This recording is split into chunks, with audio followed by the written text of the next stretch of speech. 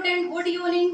Dowling with home science channel पर एक बार फिर से आप सभी का स्वागत है हमारे एक नए क्लास के साथ। मुझे उम्मीद है कि आपने फर्स्ट क्लास देख लिया होगा। पहला लेसन हमारा कंप्लीट हो चुका है, हमारा लेसन भी कंप्लीट हो चुका है और उससे संबंधित जो प्रश्न हैं वो भी कंप्लीट हो चुका है। अगर आपने अभी तक नहीं देखा है तो इस वीडियो के लिंक डिस्क्रिप्शन में इसका लिंक दे दिया जाएगा, जिससे आप सारी क्लासेस देख सकते हैं।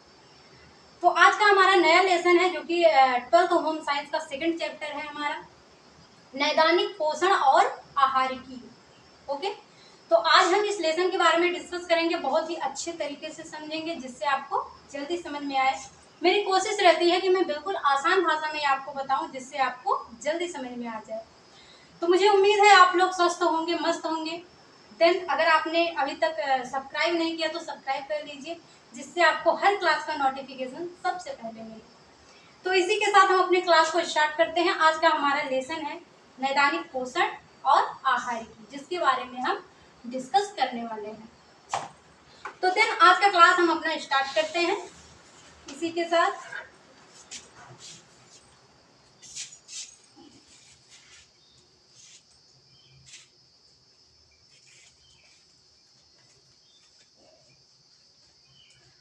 आज का हमारा सेकंड लेसन है 12th होम साइंस का सेकंड लेसन है हमारा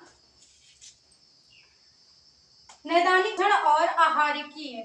ओके, नैदानिक पोषण और आहारिकी, जिसमें हमारा पहला टॉपिक है भोजन। क्या है हमारा?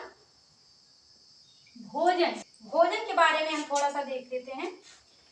वे सभी तरल व ठोस पदार्थ, वे सभी ठोस व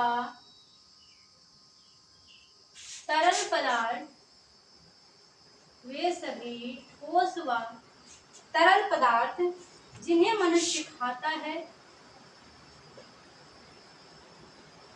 जिन्हें मनुष्य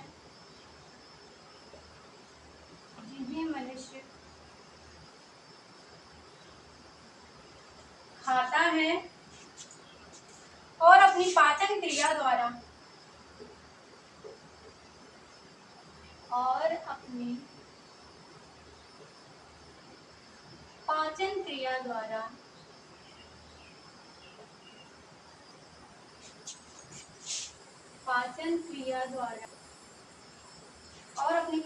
द्वारा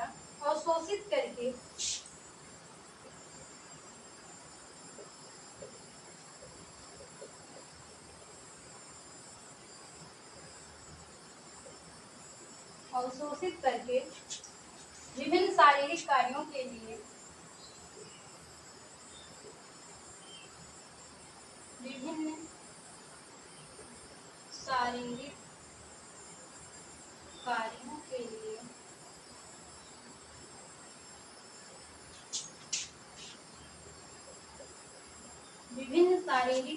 के लिए उपयोग करता है।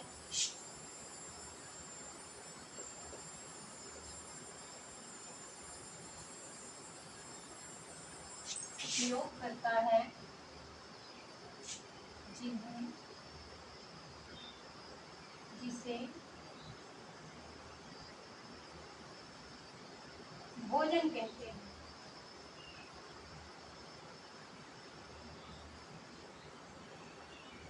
ओके, तो ये जो परिभाषा है ये हमारे भोजन की परिभाषा है। भोजन क्या है? वे सभी ठोस व तरल पदार्थ, मतलब कि आप चाहे लिक्विड फॉर्म में कोई आहार ले रहे हो या फिर आप ठोस अवस्था में उसको ले रहे हो, ठीक है।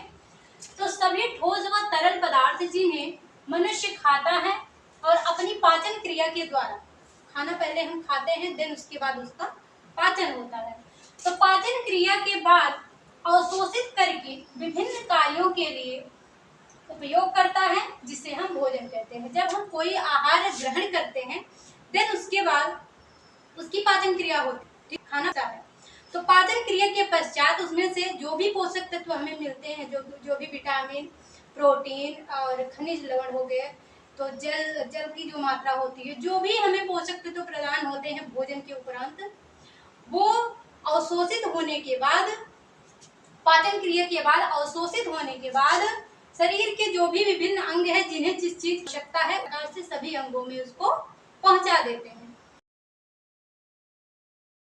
टॉपिक अपना देख लेते हैं।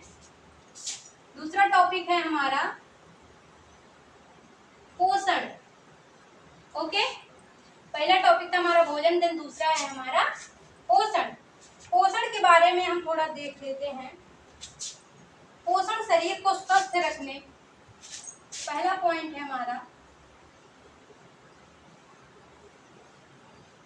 पोषण शरीर को स्वस्थ रखने,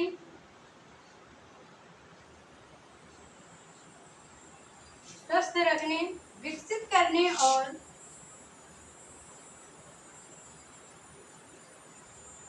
विकसित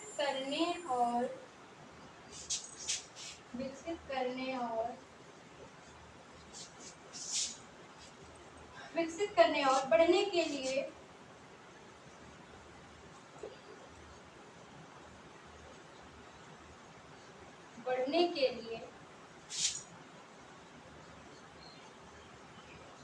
आवश्यक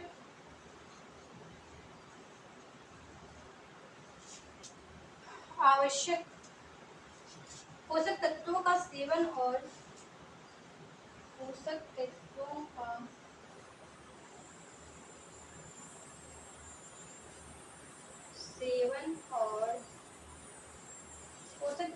सेवन और उपयोग करने की प्रक्रिया है।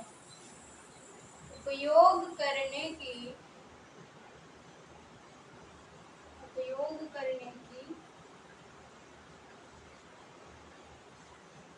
प्रक्रिया है। ओके, ये हमारे पोषण का पहला पॉइंट है, जिसमें से हम भोजन देख चुके हैं कि वे सभी ठोस व तरल पदार्थ हैं जिन्हें मनुष्य पहले खाता है, देन अपनी पाचन क्रिया के द्वारा अवशोषित करके विभिन्न शारीरिक कार्यों के लिए उपयोग करता है। देन हमारा हेडिंग है पोषण।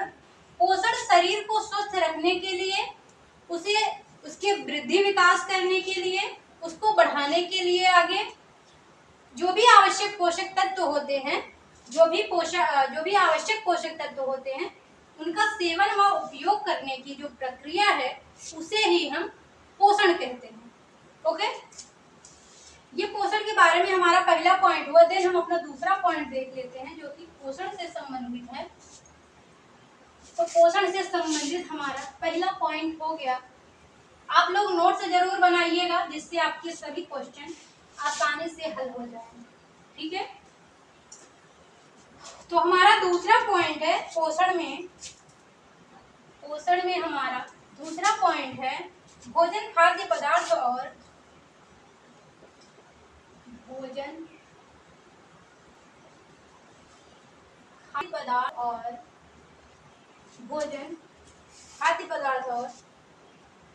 शरीर के अंदर उनके उपयोग को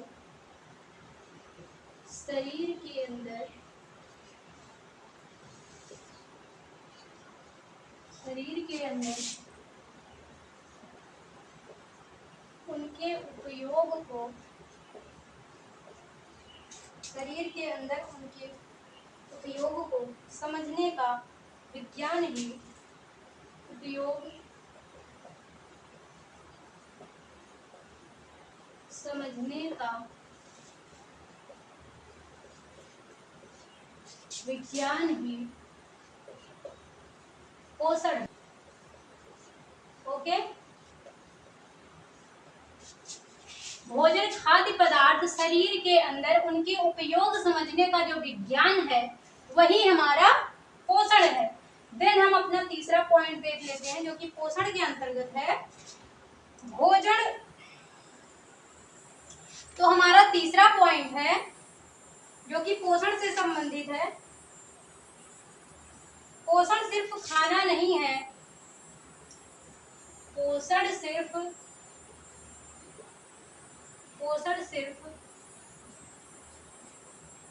खाना नहीं है, पोषण सिर्फ खाना नहीं है, यह आपके शारीरिक, यह आपके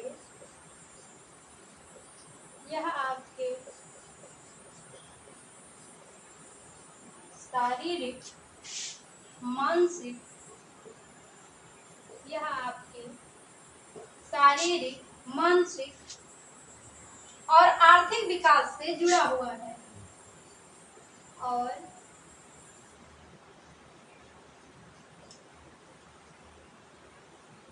आर्थिक विकास से जुड़ा हुआ है।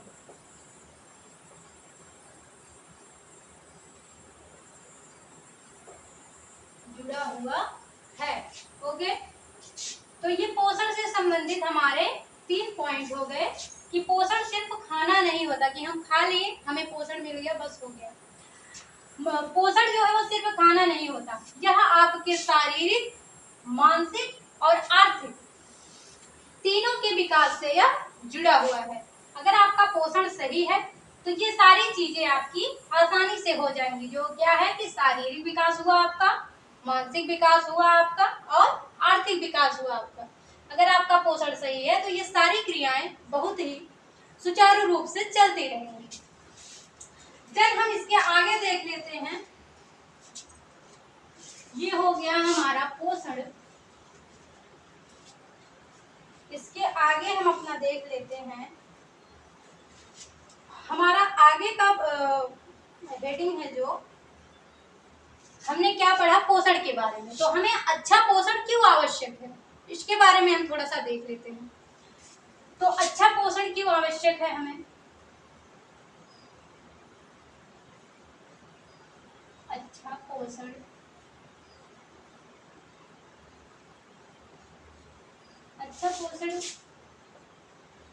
क्यों आवश्यक है?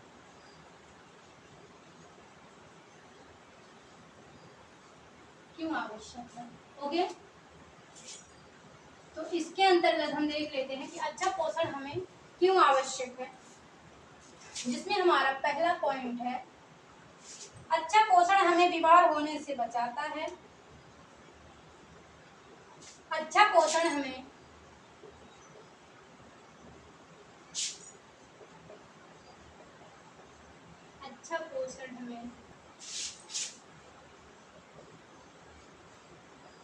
बीमार होने से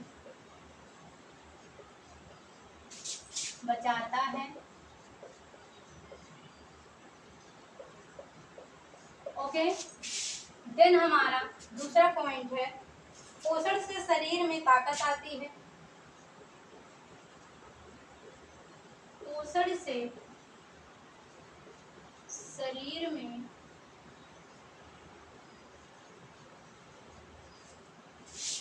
ताकत आती है। ताकत आती है जिससे वह कीटाणुओं से लड़ सकता है। जिससे वह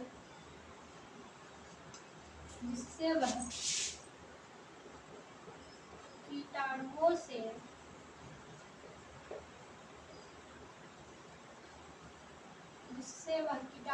से लड़ सकता है। ओके, ये हो गया हमारा दूसरा पॉइंट। देन हमारा तीसरा पॉइंट है कि पोषण हमें क्यों आवश्यक है। बीमारों में अच्छा पोषण सहायक होता है।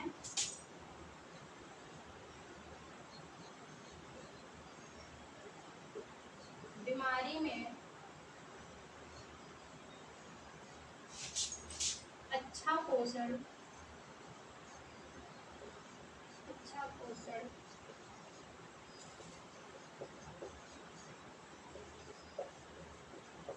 सहायक होता है। देन हम अपना चौथा पॉइंट देख लेते हैं कि अच्छा पोषण बड़ी बीमारियों से लड़ सकता है। हमारा जो अच्छा पोषण होता है, अच्छा पोषण वह बड़ी बीमारियों से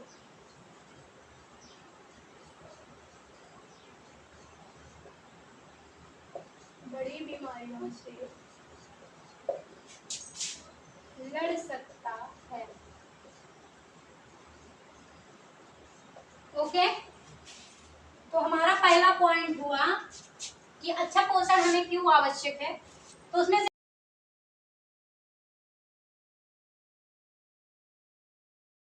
दूसरा है कि पोषण से शरीर में ताकत आती है। जब आप अच्छे पोषक तत्वों को ग्रहण करेंगे, अच्छे भोजन को ग्रहण करेंगे, अच्छा पोषक तत्व आपको मिलेगा, तो आपके शरीर में एनर्जी और ताकत जो है वह अच्छी मात्रा में आएगी, जिससे आप अपने शरीर में जो भी कीटाणु होंगे उनसे लड़ने में मदद करेगा। देन हमारा तीसरा है बीमारी में अच्छा पोषण सहायक होता है। बीमारी में अच्छा पोषण जो है वह सहायक होता है, क्योंकि बीमारी के समय हमारे जो शरीर की स्थिति होती है वह जो है बिगड़ जाती है। तो उस समय अगर अच्छा पोषण रहेगा तो हमारी बीमारी जो है वह जल्दी खत्म हो जाएगी, हम जल्दी स्वस्थ हो जाएंगे। ठीक है ना। उसके बाद हमारा चौथा पॉइंट है कि अच्छा पोषण वह बड़ी बीमारियों से भी लड़ सकता है। अच्छा पोषण जो होता है वह बड़ी बीमारियों से लड़ सकता है, कि मतलब आपका पोषण अच्छा है, आपका शरीर स्वस्थ है, आप संतुलित आहार ग्रहण कर रहे हैं, बड़ी से बड़ी बीमारियों से भी लड़के निकल सकते हैं। पोषण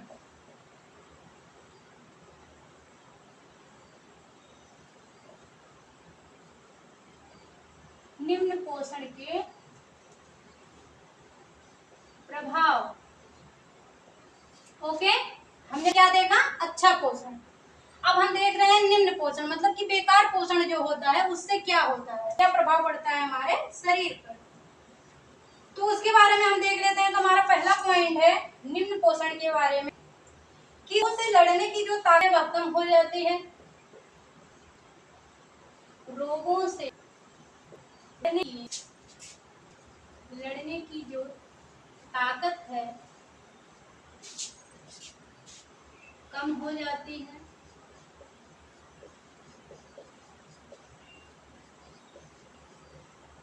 कम हो जाती है, जिससे स्वास्थ्य समस्याएं बढ़ जाती हैं,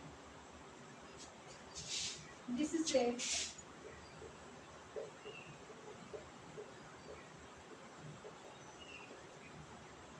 स्वास्थ्य समस्याएं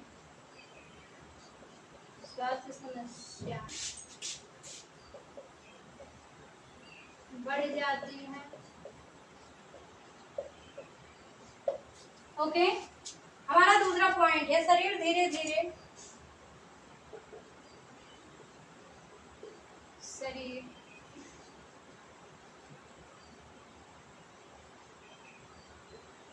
धीरे ठीक होता है।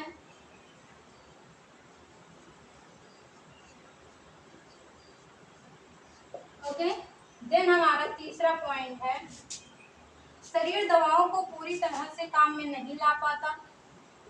शरीर दवाओं को पूरी तरह से काम में नहीं ला पाता। ओके, देन चौथा पॉइंट है हमारा शरीर के अलग अलग हिस्से शरीर के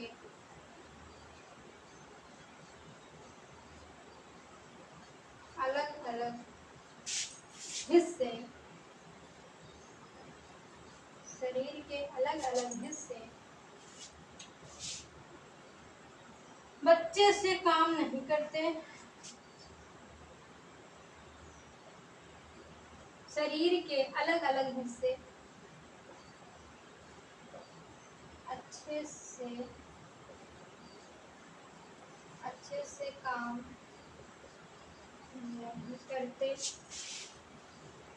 से काम नहीं करते, जिससे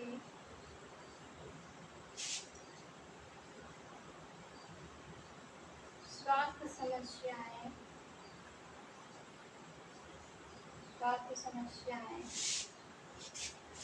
बढ़ जाती हैं। ओके, ये रहे हमारे 4 प्रभाव, जो कि निम्न पोषण के कारण हमारे शरीर पे दिखाई देते हैं। पहला प्रभाव है कि रोगों से लड़ने की ताकत कम हो जाती है, जिस स्वास्थ्य समस्याएं जो है वह बढ़ जाती हैं। जब वह निम्न पोषण रहेगा, भरपूर मात्रा में पोषक तत्व नहीं मिलेंगे, हमारे विटामिन नहीं मिलेंगे, प्रोटीन नहीं मिलेंगे, खनिज लवण नहीं मिलेंगे, तो क्या होगा? स्वास्थ्य समस्याएं बढ़ेंगी ना, विभिन्न प्रकार के रोग होंगे, विभिन्न प्रकार की बीमारियां आपके शरीर में पनपने लगेंगी। क्योंकि जब पोषक तत्व होते हैं हमारे शरीर में, भरपूर मात्रा में हमारा पोषण अच्छी तरह से होता है, तो जो भी रोग पनप रहे होते हैं उससे लड़ने के बाद उसे खत्म कर देते हैं। जब लड़ने की क्षमता ही नहीं रहेगी तो रोग पनपेंगे, धीरे धीरे बढ़ेंगे, बढ़ते बढ़ते उनका बढ़िया रूप आ जाएगा। तो इसलिए रोगों से लड़ने की जो ताकत है वह कम हो जाती है और उनकी जो स्वास्थ्य समस्याएं हैं वह बढ़ जाती हैं। क्यों? निम्न पोषण रहता है इसलिए। देन हमारा दूसरा पॉइंट है कि शरीर धीरे धीरे ठीक होता है। जब आपका निम्न पोषण रहेगा तो शरीर धीरे धीरे ही ठीक होगा ना। जब अच्छा पोषण रहता है, अच्छे पोषक तत्व रहते हैं, संतुलित आहार आप ग्रहण करते हैं, तो आपका जो शरीर है वह जल्दी कवर अप करता है, ठीक है ना, जल्दी ठीक हो जाता है। क्योंकि भरपूर मात्रा में सारी चीजें मिलती रहती हैं शरीर में, तो वह जल्दी ठीक हो जाता है। लेकिन जब वह निम्न पोषण रहेगा, सारी चीजें बिल्कुल अच्छी मात्रा में नहीं मिलेंगी, तो वह धीरे धीरे ठीक होता है। देन हमारा तीसरा पॉइंट है कि शरीर दवाओं को पूरी तरह से काम में नहीं ला पाता। जब हमारा शरीर काम ही नहीं कर रहा है, शरीर के सारे अंग हमारे एक्टिव ही नहीं है, तो कहाँ से वो काम में ले पाएंगे? तो शरीर के हमारे जितने अंग हैं सभी एक्टिव होने चाहिए, और वो क्यों कब होंगे? जब आप सही पोषण, सही भोजन ग्रहण करेंगे, ठीक है ना। देन चौथा पॉइंट है हमारा कि शरीर के अलग अलग हिस्से अच्छे से काम नहीं है, जिससे समस्या जाती है। तो शरीर के जो अलग अलग हिस्से हैं, मतलब कि जो पार्ट है, वो अच्छे से काम नहीं कर पाते हैं क्योंकि उन्हें अच्छा पोषण नहीं मिलता है। तो देन हमारी जो स्वास्थ्य की समस्याएं हैं वह बढ़ जाती है। जो भी रोग हुआ रहता है वह अपना विकराल रूप धारण कर लेता है। तो देन हम इसके आगे का पॉइंट देख लेते हैं, हमें क्या पढ़ना है। ये हो गया हमारा निम्न पोषण के प्रभाव। तो आपके एग्जाम में अच्छे पोषण के बारे में या निम्न पोषण के बारे में आ सकता है, तो इसको आप अच्छे से पढ़ के जाइएगा, ठीक है।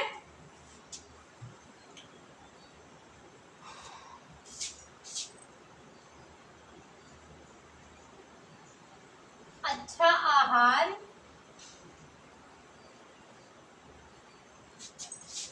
पोषण, अच्छा आहार, पोषण और जीवन शैली। क्या? जीवन शैली, ठीक है।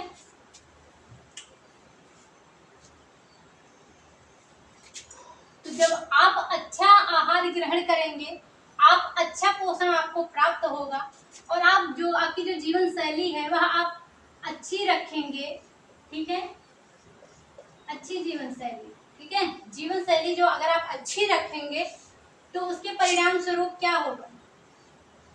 उसके परिणाम होगा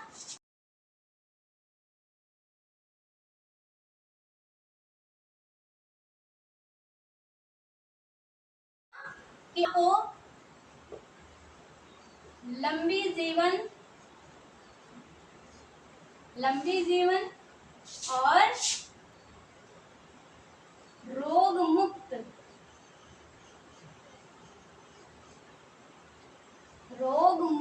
जीवन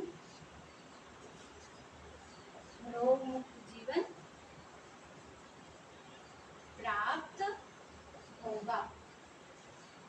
ओके, ठीक है ना।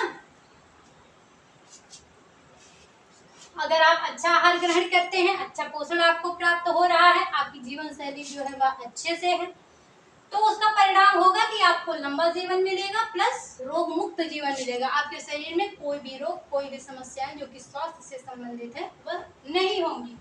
देन उसका परिणाम होगा कि आपको लंबा जीवन और रोग मुक्त जीवन मिलेगा। इसलिए आपको संतुलित आहार, अच्छा पोषण और आपकी जो जीवन शैली है उसको अच्छे से रखना चाहिए। देन हम इसके आगे देख लेते हैं, हमारा जो टॉपिक है हमें जो कि पढ़ना है इसके आगे का जो हमारा टॉपिक है, मुझे उम्मीद है यहाँ तक आपको समझ में आ गया होगा। मेरी कोशिश रहती है कि आपको समझ में आ जाए, तो इसलिए आप बिल्कुल ध्यान से देखिए, आपको जरूर समझ में आएगा, क्योंकि मैं बिल्कुल ही आसान भाषा में आपको बताने की कोशिश करती हूँ। तो नेक्स्ट टॉपिक है हमारा जो कि हमें पढ़ना है, वो क्या है? नैदानिक पोषण। क्या है? नैदानिक पोषण। ओके, ये आपका वेरी वेरी इंपॉर्टेंट है। ओके, ये टॉपिक जो है आपका, यह वेरी वेरी इंपॉर्टेंट है। इसी के नाम पर आपके लेसन का भी नाम है। ठीक है, ये जो नाम है इसी के नाम पर आपका लेसन का नाम है। तो ये हमारे लिए बहुत ही ज्यादा महत्वपूर्ण है, जो कि आपको ध्यान से देखना है। तो इसका अर्थ हम देख लेते हैं कि नैदानिक पोषण हम किसे कहते हैं? बीमारी के समय पोषण से संबंधित, बीमारी के समय, बीमारी के समय पोषण से संबंधित, पोषण से संबंधित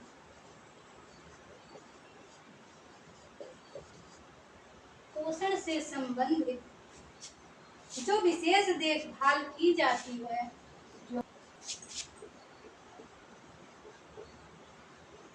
विशेष देखभाल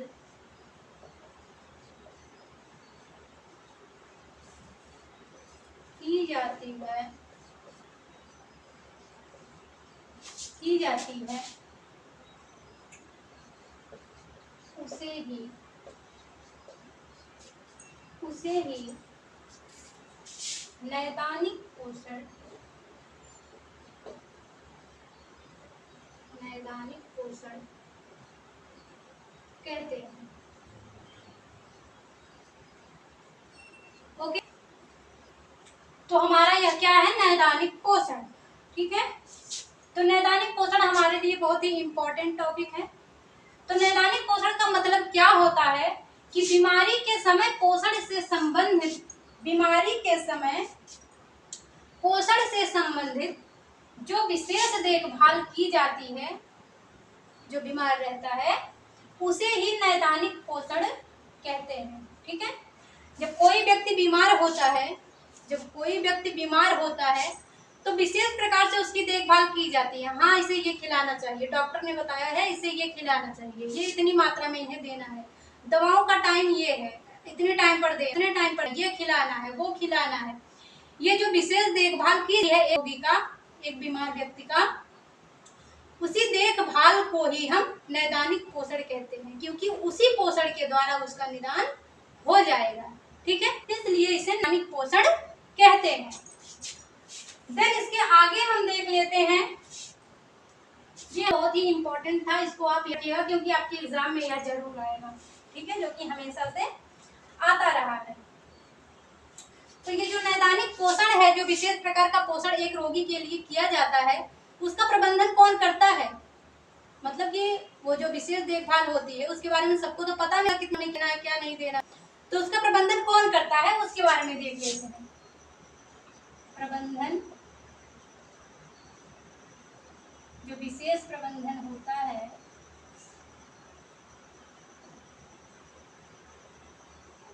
विशेष प्रबंधन कौन करता है? ओके, तो जो विशेष देखभाल किया जाता है वह विशेष प्रबंधन कौन करता है, तो उसके बारे में हम पहला देख लेते हैं कि कौन करता है। जो प्रशिक्षित पोषण विशेषज्ञ होते हैं, प्रशिक्षित पोषण विशेषज्ञ, प्रशिक्षित प्रशिक्षित पोषण विशेषज्ञ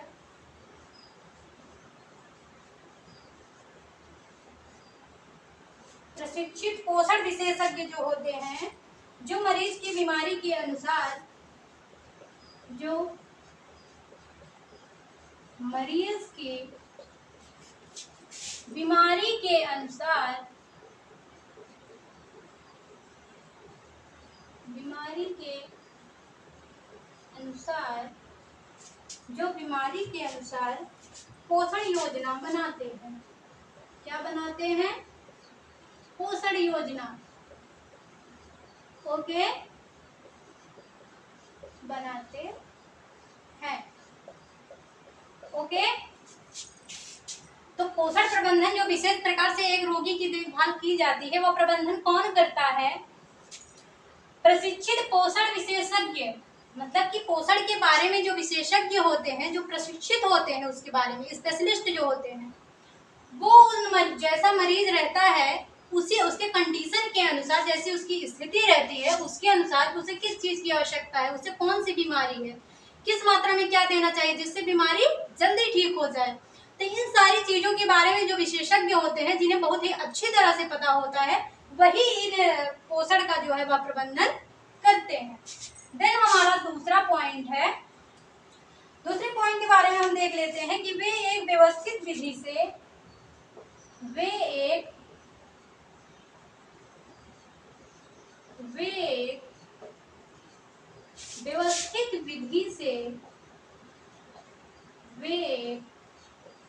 व्यवस्थित विधि से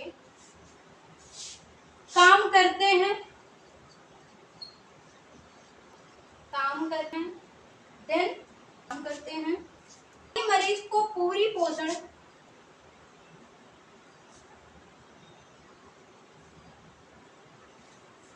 वे एक व्यवस्थित विधि से काम करते हैं ताकि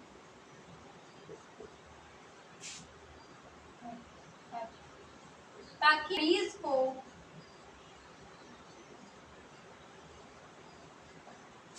पूरी देखभाल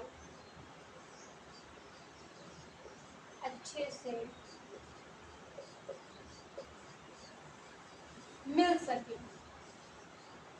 ओके, तो ये जो प्रबंधनकर्ता होते हैं, जो विशेषज्ञ होते हैं, तो वही इनके बारे में इसका प्रबंधन करते हैं जो पोषण के बारे में विशेषज्ञ होते हैं। हम अपना नेक्स्ट पॉइंट देख लेते हैं। नेक्स्ट टॉपिक जो हमें पढ़ना है ये हो गया हमारा नैदानिक पोषण। नैदानिक पोषण क्या होता है? जो बीमारी के समय विशेष देखभाल की जाती है उसे हम नैदानिक पोषण कहते हैं। और नैदानिक पोषण का प्रबंधन कौन करता है? जो पोषण के विशेषज्ञ होते हैं वो नैदानिक पोषण के बारे में प्रबंधन करते हैं।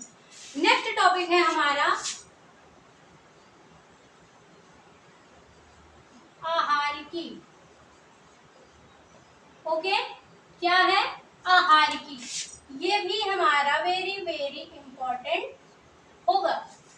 ये भी आपके एग्जाम में हर साल आते रहे हैं और इस साल भी बहुत ही अच्छी तरह से आएंगे, इसलिए आप बहुत ही ध्यान से इस टॉपिक को पढ़िएगा। तो क्या है? यह है हमारा आहारिकी। तो आहारिकी के बारे में हम देख लेते हैं। हमारा पहला पॉइंट है आहारिकी के बारे में। यह एक विज्ञान है जो यह समझाता है, यह एक विज्ञान है जो हमें यह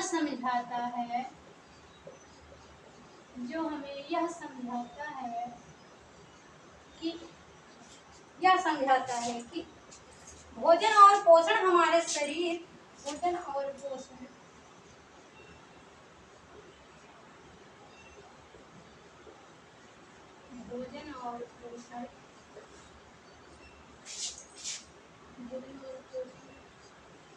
हमारे शरीर और स्वास्थ्य को कैसे प्रभावित करते हैं? शरीर और स्वास्थ्य को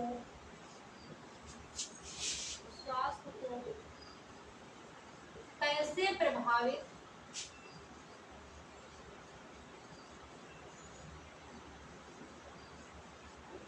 प्रभावित करते हैं।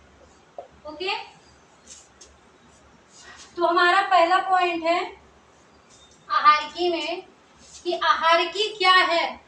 मैं आपको सारा चीज लिख के उसके बाद पढ़ाती हूँ, क्योंकि ताकि आप अपना नोट्स जो है वह बना लें। अगर मैं केवल हेडिंग डाल डाल के पढ़ा दूं आपको तो आप नोट्स नहीं बना पाएंगे। तो इसीलिए मैं आपको लिख लिख कर पढ़ाती हूँ ताकि आप हमारे साथ साथ नोट्स अपना बनाते चलो। तो इसलिए आप नोट्स जरूर बनाइएगा, जिससे आपका रिवीजन के टाइम पर बहुत ही ज़्यादा हेल्प हो जाएगा। देन हम देखते हैं कि आहारिकी क्या है। आहारिकी का अर्थ हम देख लेते हैं कि यह एक विज्ञान है जो हमें यह समझाता है कि भोजन और पोषण हमारे शरीर और स्वास्थ्य को कैसे प्रभावित करते हैं। मतलब जो भी आहारिकी के अंतर्गत, आहारिकी हमारा एक विज्ञान है, मतलब कि हम कैसा भोजन ग्रहण कर रहे हैं, कैसा आहार ग्रहण कर रहे हैं, उसका क्या दुष्प्रभाव होगा, क्या उससे हमें लाभ होगा, इन सारी चीजों के बारे में हमारी आहारिकी जो है वह हमें बताती है। देन हम अपना दूसरा पॉइंट देख लेते हैं जो कि आहारिकी के बारे में है। दूसरा पॉइंट है हमारा डाइट्रिशियन पोषण संबंधी। डाइट्रिशियन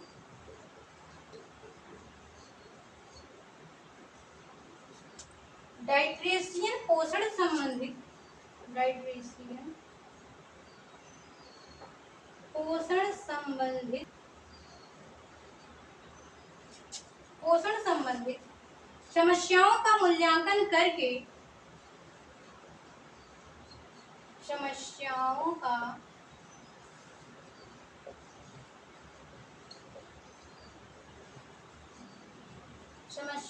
मूल्यांकन करके, समस्याओं का मूल्यांकन करके उनका निदान व उपचार करते हैं।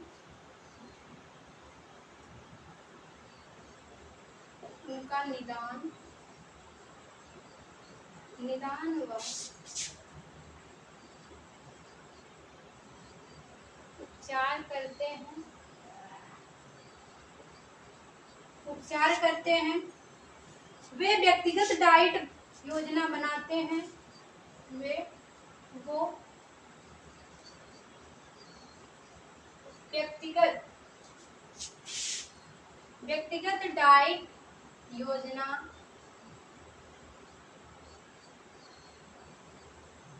योजना बनाते हैं, डाइट योजना बनाते हैं और रोगियों के लिए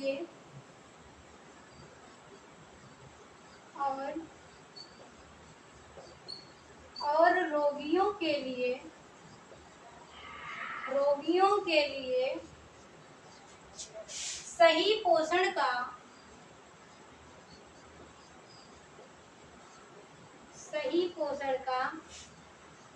सलाह देते हैं। ओके, ये हो गए हमारे दो पॉइंट जो कि हमारे आहारिकी के बारे में है। तो हमारा दो पॉइंट है कि डाइट्रिशियन पोषण संबंधित समस्याओं का मूल्यांकन करके, जो डाइट्रिशियन होते हैं मतलब कि डाइट के बारे में, जो डाइट प्लान बनाते हैं उसके मतलब कि डाइट के बारे में स्पेशलिस्ट होते हैं, तो उन्हें हम डाइट्रिशियन, जो कि डाइट प्लान अच्छी तरह से बनाते हैं। तो डाइट्रिशियन पोषण संबंधित समस्याओं का पहले मूल्यांकन करते हैं, देन उनका निदान व उपचार करते हैं।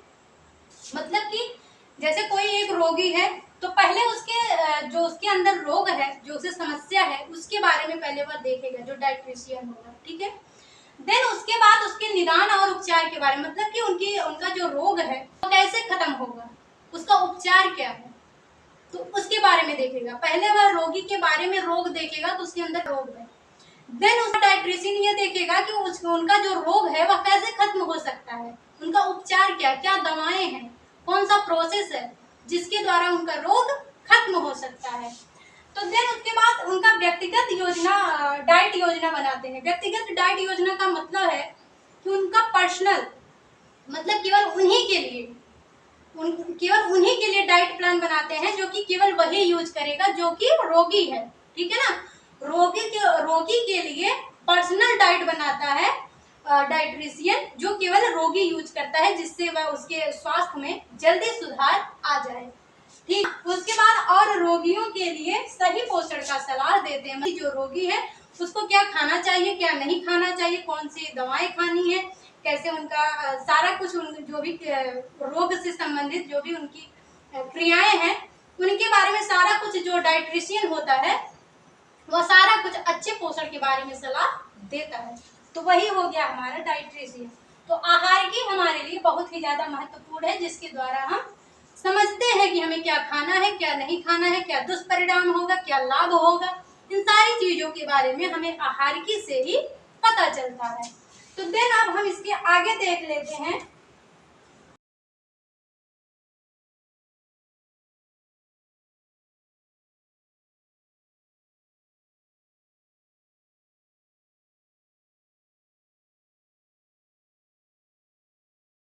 नैदानिक पोषण, नैदानिक नैदानिक पोषण और आहारिकी का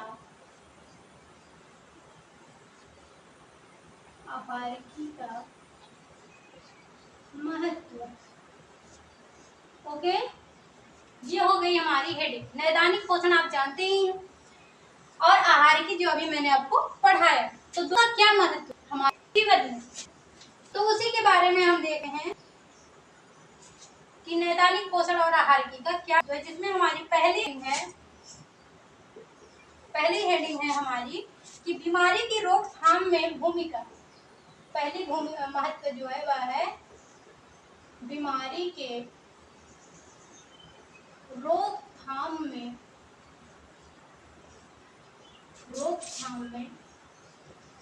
भूमिका। ओके, पहला महत्व क्या है कि बीमारी के रोकथाम में भूमिका किसका? नैदानिक पोषण और आहारिकी का, जिसे हम देख लेते हैं कि आहार विशेषज्ञ और नैदानिक पोषण। आहार विशेषज्ञ और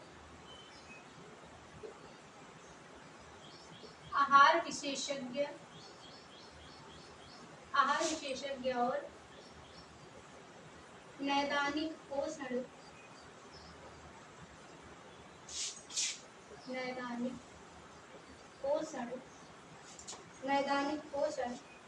विशेषज्ञ बीमारियों को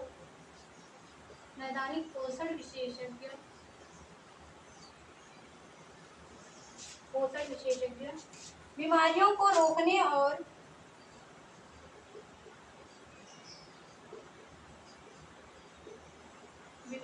को रोकने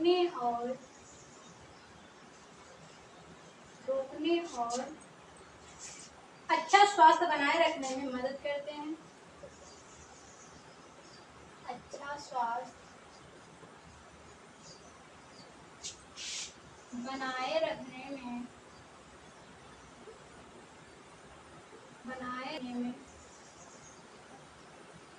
मदद करते हैं। ओके, तो हमारा पहला पॉइंट जो है वह क्या है कि बीमारी के रोकथाम में भूमिका नैदानिक पोषण और आहारिकी का। तो पहली भूमिका क्या है कि आहार विशेषज्ञ और नैदानिक पोषण। आहार विशेषज्ञ और नैदानिक पोषण विशेषज्ञ जो होते हैं वह बीमारियों को रोकने और अच्छा स्वास्थ्य बनाए रखने में मदद करते हैं। मतलब कि जो आहारिकी विशेषज्ञ होते हैं, मतलब कि क्या खाना है, क्या नहीं खाना है, किससे हमें लाभ है, किससे हमें हानि, जो उसके बारे में विशेषज्ञ होते हैं। प्लस नैदानिक पोषण विशेषज्ञ जो होते हैं, जो कि रोगी को बीमार होने पर जो विशेष देखभाल की जाती है उसे ही हम नैदानिक पोषण कहते हैं ना। तो उसके बारे में जो विशेषज्ञ होते हैं, तो दोनों के बारे में जो विशेषज्ञ होते हैं वो जो है हमें हमारी बीमारी के रोकथाम में हमें अच्छे स्वास्थ्य के बारे में सलाह देते हैं कि ऐसा नहीं ऐसा कीजिए, ऐसा नहीं ये खाना चाहिए, वो नहीं ये खाना चाहिए, सारी चीज़ों के बारे में वो बताते हैं। तो देन हमारा दूसरा पॉइंट है, ये हो गया हमारा पहला। देन हमारा दूसरा है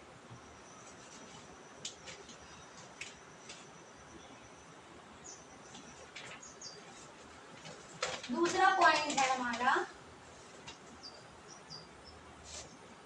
हमारा दूसरा पॉइंट है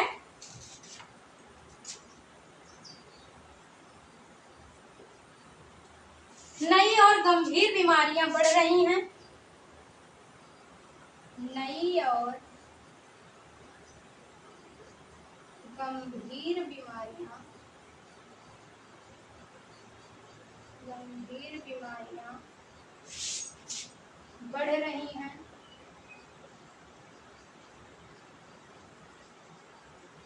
ठीक है, पहला था हमारी बीमारी की रोकथाम में भूमिका। देन हमारा दूसरा पॉइंट है नई और गंभीर बीमारियां बढ़ रही हैं, जिसमें से कौन कौन सी हैं देख लेते हैं। तो पहला है हमारा AIDS, ठीक है, एड्स। देन हमारा दूसरा है हार्ट डिजीज,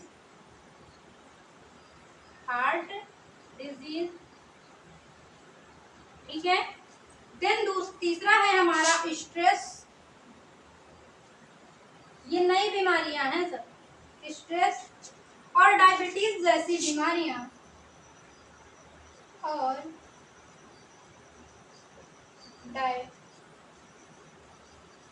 डायबिटीज जैसी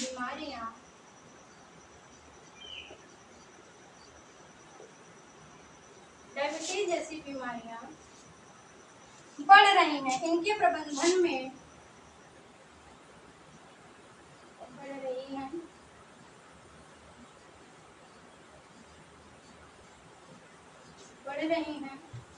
इन प्रबंधन में पोषण का बड़ा रोल है। इनके प्रबंधन में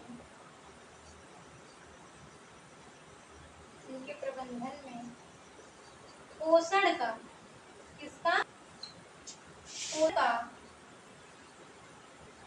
बड़ा रोल है। ठीक है, तो हमारा जो ये दूसरा पॉइंट है, नई और गंभीर बीमारियां बढ़ रही हैं, जिनमें से कौन कौन सी हैं। पहला है हमारा एड्स, देन दूसरा है हार्ट डिजीज, क्योंकि हार्ट अटैक के माध्यम से जो व्यक्ति मर रहे हैं उनकी संख्या बहुत ही ज्यादा दिख रही है। देन तीसरा है हमारा स्ट्रेस, स्ट्रेस के कारण भी बहुत सारे लोग ग्रसित हैं। देन चौथा है हमारा डायबिटीज जैसी जो बीमारियां हैं बहुत ही ज्यादा बढ़ रही हैं। इनके प्रबंधन में हमारा जो पोषण है वह बड़ा रोल निभाता है। तो ये जो सारी बीमारियां बढ़ रही हैं, इनके अगर ये बीमारियां हुई हैं तो अगर इन्हें अच्छा पोषण दिया जाएगा, अगर इनके स्थिति के अनुसार इन्हें पोषण दिया जाएगा, जो इन्हें नुकसान करता है उसको मत दीजिए, जो इनकी बीमारी को फायदा कर रहा है, अच्छा कर रहा है, उसको दीजिए आप। तो यही तो हमारा पोषण है। तो अगर इनके कंडीशन के हिसाब से आप इन्हें भोजन देंगे, इनको पोषण देंगे, तो ये अच्छे से ठीक भी हो सकते हैं और आगे तक भी चल सकते हैं। तो देन हमारा आगे का जो पॉइंट है उसको हम देख लेते हैं। 2 पॉइंट हो गए हमारे। देन हम अपना तीसरा पॉइंट देखते हैं। तीसरा पॉइंट है हमारा जनसंख्या और उम्र में बदलाव। तीसरा पॉइंट है हमारा जनसंख्या और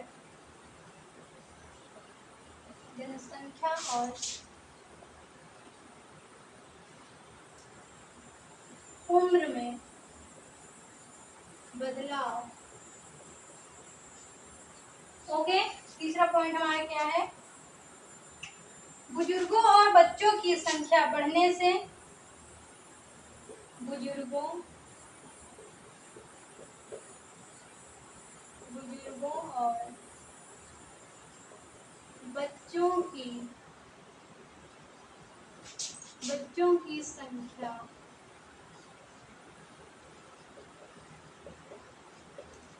बढ़ने से सही पोषण बढ़ने से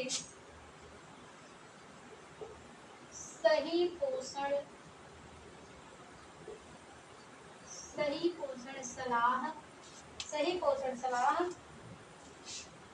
और देखभाल की जरूरत बढ़ गई है। पोषण की सलाह और देखभाल की जरूरत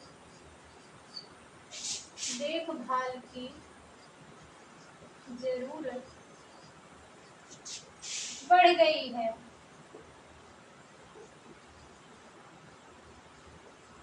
ओके, तो ये है हमारा तीसरा पॉइंट, जनसंख्या और उम्र में बदलाव। बुजुर्गों और बच्चों की संख्या बढ़ने से सही पोषण की सलाह और देखभाल की जो जरूरत है वह बढ़ गई है। तो बच्चों और बुजुर्गों के लिए सही पोषण, सही देखभाल, इन सारी चीजों की जो आवश्यकता है वह बढ़ गई है। मतलब कि हमें ज्यादा आवश्यकता है। जब आप अच्छा पोषण देंगे बुजुर्गों को, बच्चों को, तो उनका स्वास्थ्य जो है बिल्कुल अच्छा रहेगा।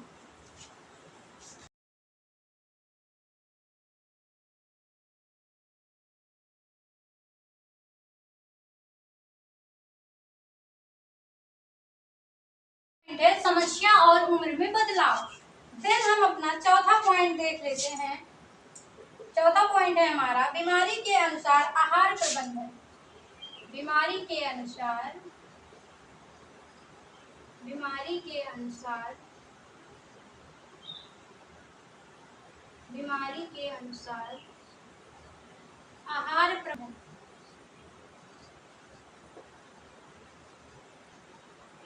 ओके, चौथा पॉइंट क्या है हमारा? बीमारी के अनुसार आहार प्रबंधन। हर रोगी की स्थिति के अनुसार, हर रोगी की, हर रोगी की स्थिति के अनुसार, स्थिति के अनुसार उचित भोजन और पोषण योजना, उचित भोजन, उचित भोजन और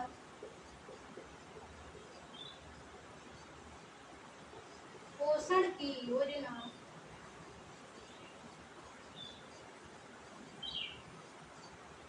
पोषण की योजना नैदानिक पोषण विशेषज्ञ द्वारा बनाई जाती है।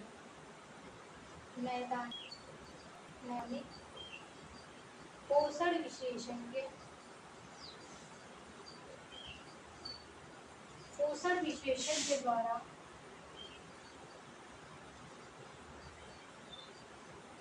बनाई जाती है।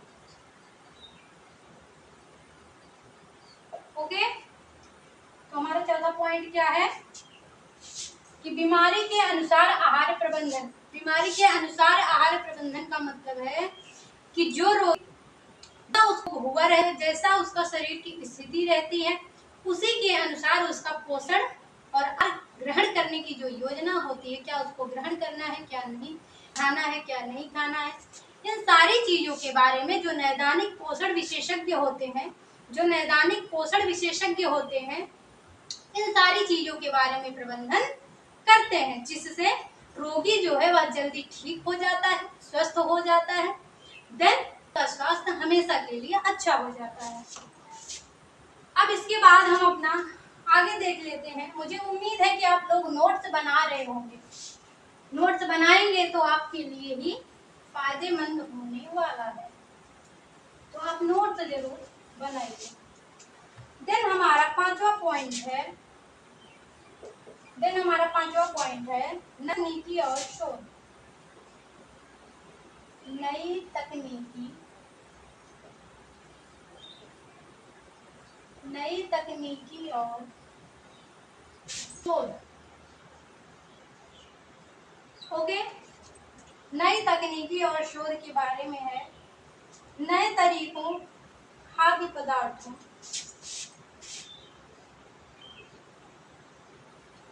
नए तरीकों,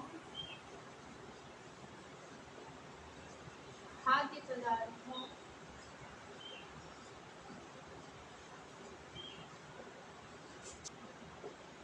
खाद्य पदार्थों और औषधि आहार की खोज से, और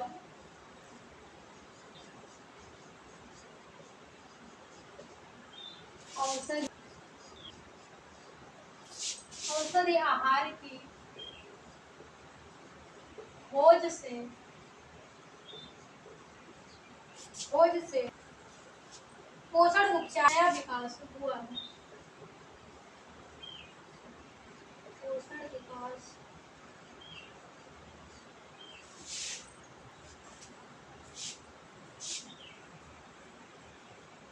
पोषण उपचार में, पोषण उपचार में नया विकास हुआ है।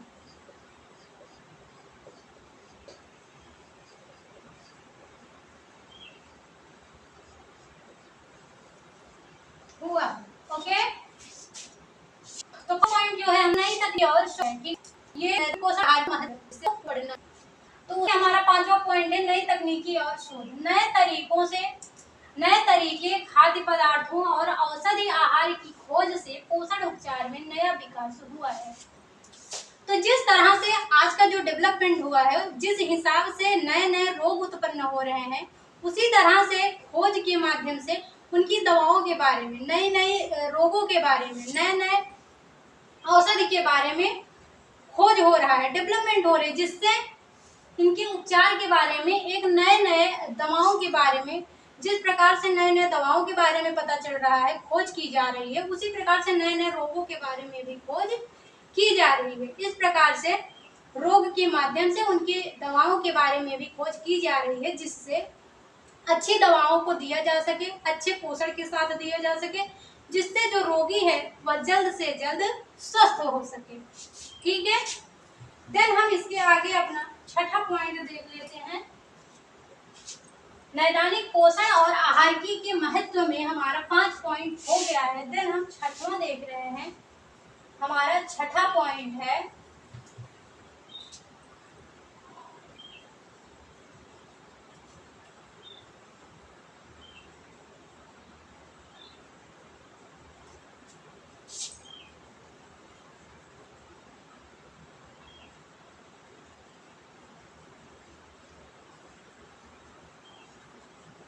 हर मरीज के अनुसार हर मरीज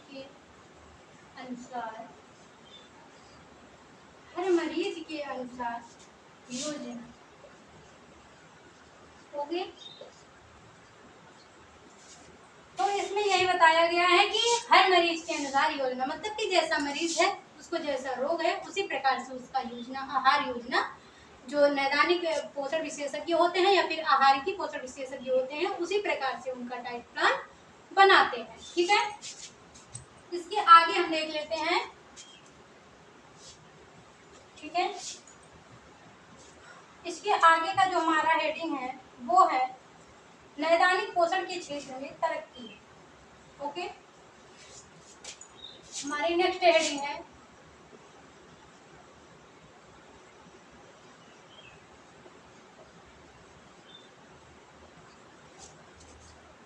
नैदानिक पोषण के क्षेत्र में तरक्की। नैदानिक पोषण के क्षेत्र में तरक्की। ओके, हमारा हेडिंग क्या है? नैदानिक पोषण के क्षेत्र में तरक्की। कौन कौन सी तरक्की हमारी नैदानिक पोषण के क्षेत्र में हुई है, उसी के बारे में हमें डिस्कस करना है।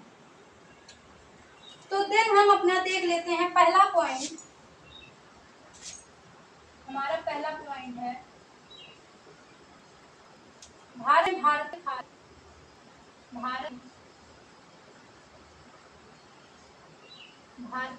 खाद्य भारत में भारतीय खाद्य सुरक्षा मानक प्राधिकरण, खाद्य सुरक्षा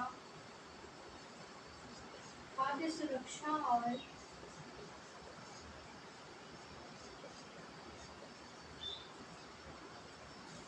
मानक प्राधिकरण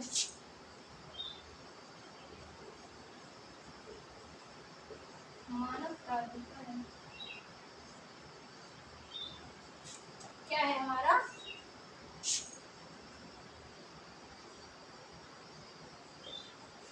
FSSAI ने खास जरूरतों के हिसाब से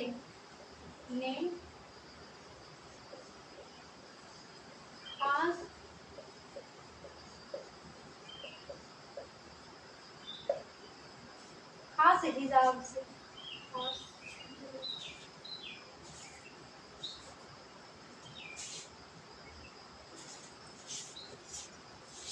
तो हमारा है कि प्राधिकरण FSSAI ने खास जरूरतों के हिसाब से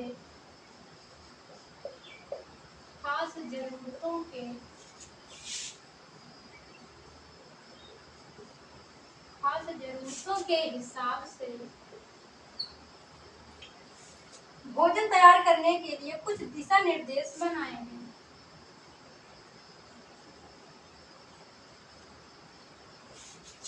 हिसाब से भोजन तैयार करने के लिए,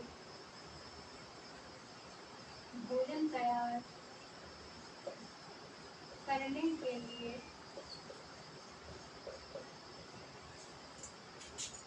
कुछ दिशा निर्देश हैं, कुछ दिशा निर्देश बनाए।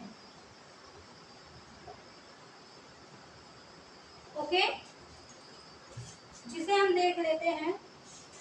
ये जो FSSAI है, जो कि ये क्या बोलते हैं, मानक प्राधिकरण, यह जो भी खाद्य पदार्थ होता है, जो भी खाद्य पदार्थ होता है उसके बारे में यह चेकअप करता है कि मतलब कि वह खाने लायक है या नहीं, उसमें कोई मिलावट तो नहीं है, वह एक्सपायरी तो नहीं है, किन किन प्रोडक्टों का उसमें इस्तेमाल किया गया है, वह खाने योग्य है या नहीं, कहीं वह नुकसानदायक तो नहीं है। तो ये सारी चीज़ों के बारे में यह चेकअप करता है। देन उसके बाद वह खाने के लिए आगे भेजा जाता है। तो उसी के बारे में हम देख लेते हैं कि हमारा पहला पॉइंट क्या है। अब ऐसे खाद्य पदार्थ बनाए जा रहे हैं, तो हमारे कुछ दिशा निर्देश दिए गए हैं कि ऐसे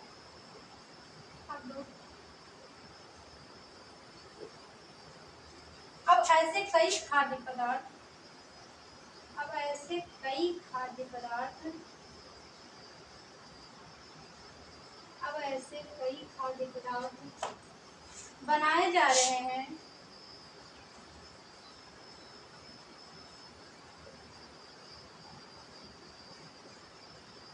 बनाए जा रहे हैं जो खास रूप से किसी बीमारी, खास रूप से किसी बीमारी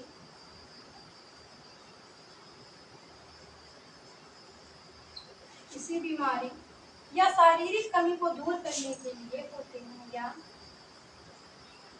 किसी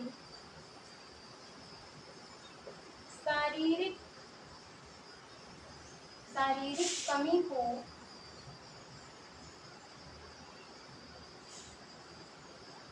दूर करने के लिए बनाए जाते हैं, बनाए जाते हैं। ओके, तो जो हमारा ये पहला हेडिंग है, इसमें हमारा क्या दिया गया है कि अब ऐसे कई खाद्य पदार्थ बनाए जा रहे हैं जो खास रूप से किसी बीमारी या किसी शारीरिक कमी को दूर करने के लिए बनाए जाते हैं। तो ऐसे कई खाद्य पदार्थ हैं जो कि जैसे हमारा अगर हमारे अंदर कैल्शियम की कमी है तो कैल्शियम की गोली बनी हुई है, कैल्शियम का टैबलेट बना हुआ है। प्रोटीन की कमी है तो प्रोटीन का भी टैबलेट और कैप्सूल बना हुआ है। तो इस प्रकार से आयरन की गोली हो गई, तो खनिज लवण की गोली हो गई। तो ये सारी जो बनाई गई हैं, ये शारीरिक आवश्यकताओं जिसके शरीर में कमी होती है उसे पूरा करने के लिए बना दी गई हैं।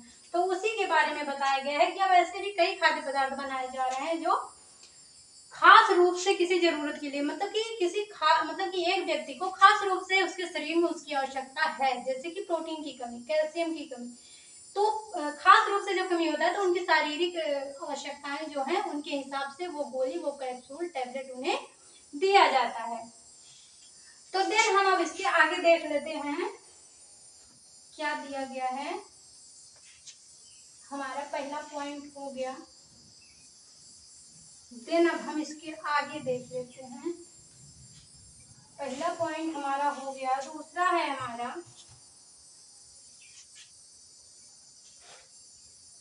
उदाहरण के हम देख लेते हैं। जैसा कि मैंने आपको बताया भी और लिखवा भी दे रही हूँ। प्रोटीन की कमी, जिसे प्रोटीन की कमी होती है, प्रोटीन की कमी, आयरन की कमी, आयरन कमी, ठीक है। उसके बाद हम देख लेते हैं हड्डियों को मजबूत करने वाले खाद्य पदार्थ, हड्डियों को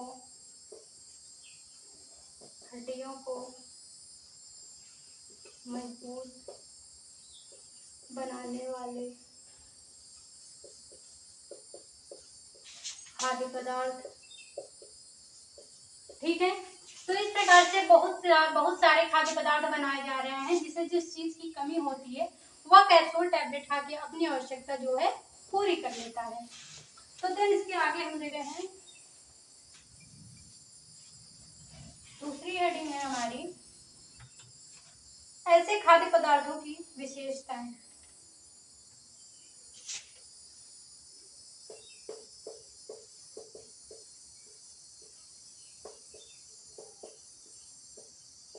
ऐसे खाद्य पदार्थों की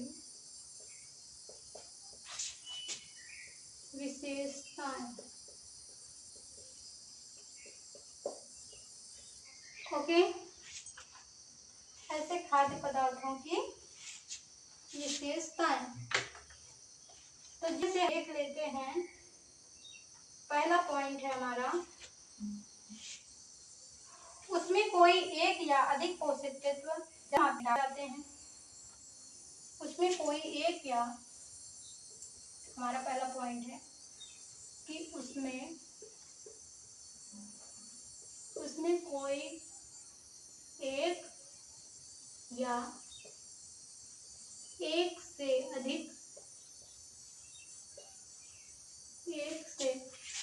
अधिक पोषक तत्व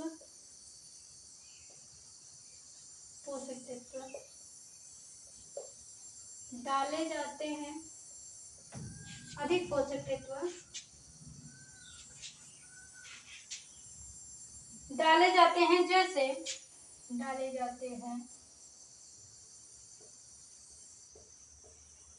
जैसे आयरन, विटामिन, प्रोटीन।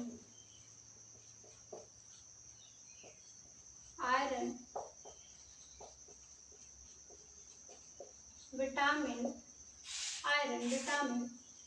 और क्या, प्रोटीन। ओके, विशेषता है, इनमें कुछ विशेष पोषक तत्वों को इनमें कुछ विशेष पोषक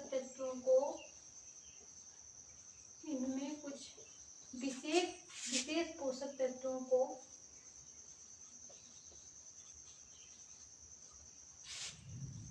जैविक रूप में शामिल किया जाता है।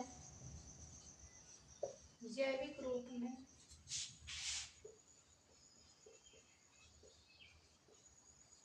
शामिल किया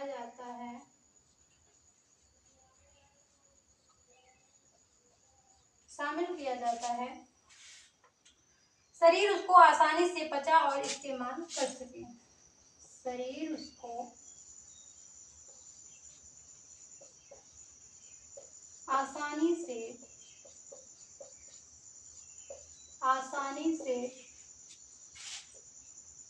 पचा और इस्तेमाल कर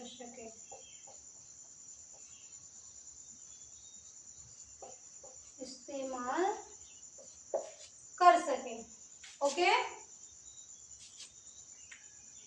तो इस प्रकार से हमने दो विशेषताएं देखी, जिनमें से पहला है हमारा, उसमें कोई एक या अधिक पोषक तत्व डाले जाते हैं, जैसे आयरन, विटामिन, प्रोटीन।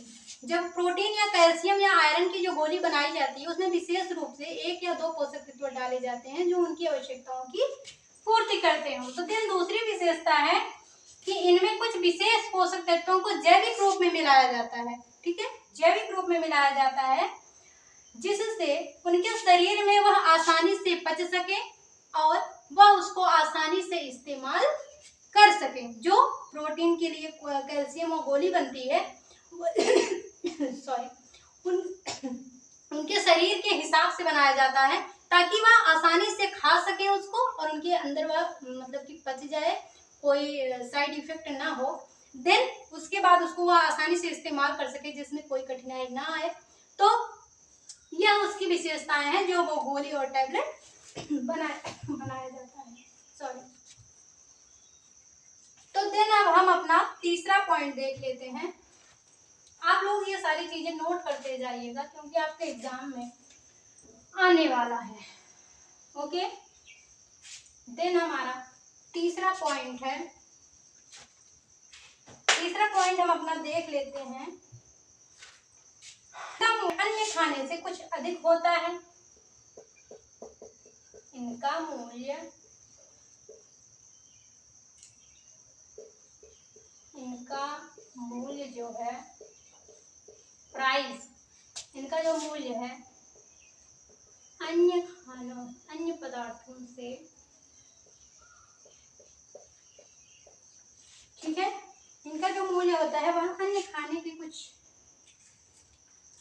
अन्य पदार्थों से कुछ महंगा होता है। ठीक है,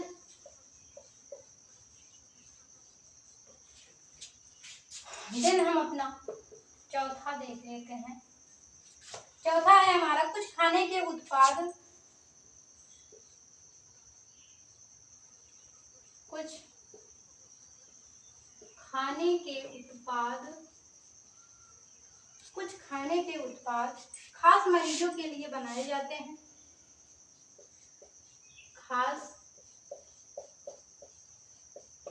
खास मरीजों के लिए बनाए जाते हैं।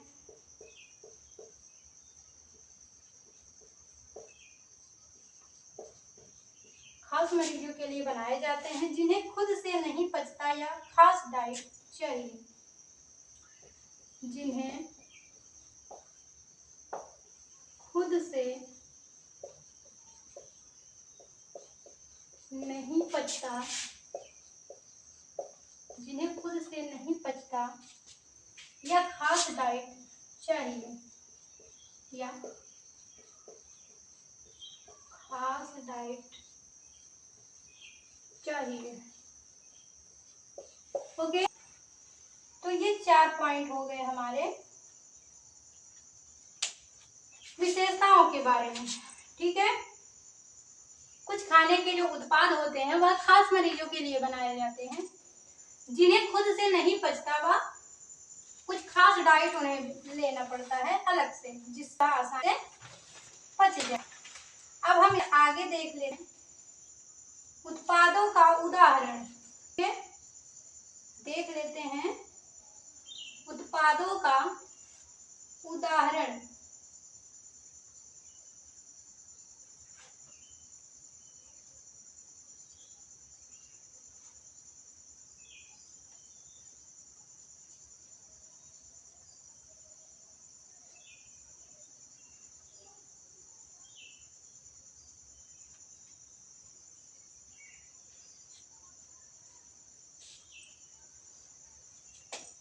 तो हम अपना आगे की हेडिंग देख लेते हैं।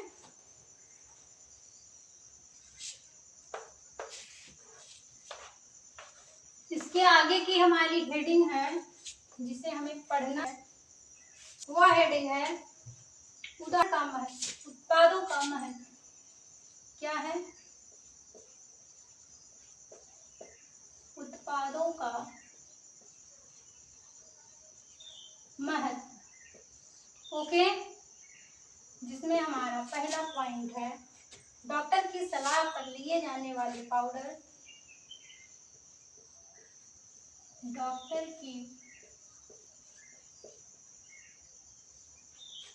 की सलाह पर, डॉक्टर की सलाह पर लिए जाने वाले पाउडर, कैप्सूल, टैबलेट आदि, कैप्सूल, टैबलेट आदि, नॉन पाउडर जो बच्चों को दिया जाता है, और एक है हमारा क्या, नॉन पाउडर, नॉन पाउडर जो बच्चों को दिया जाता है। जो बच्चों को दिया जाता है। ठीक है, तो ये हो गया हमारे उत्पादों का।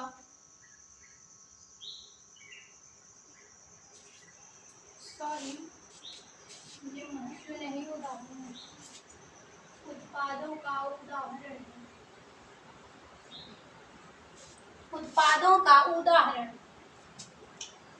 जिसमें हमारा दूसरा पॉइंट है, दूसरा पॉइंट है हमारा कैल्शियम आयरन जिंक से भरपूर सप्लीमेंट।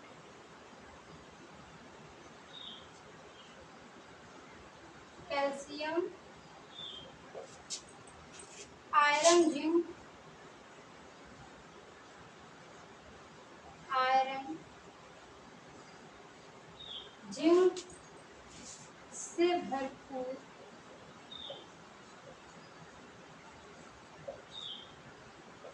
सप्लीमेंट।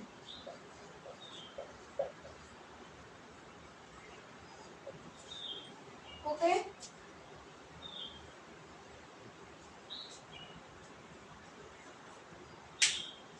तो आज हमने उत्पादों का उदाहरण तक हमने पढ़ा है।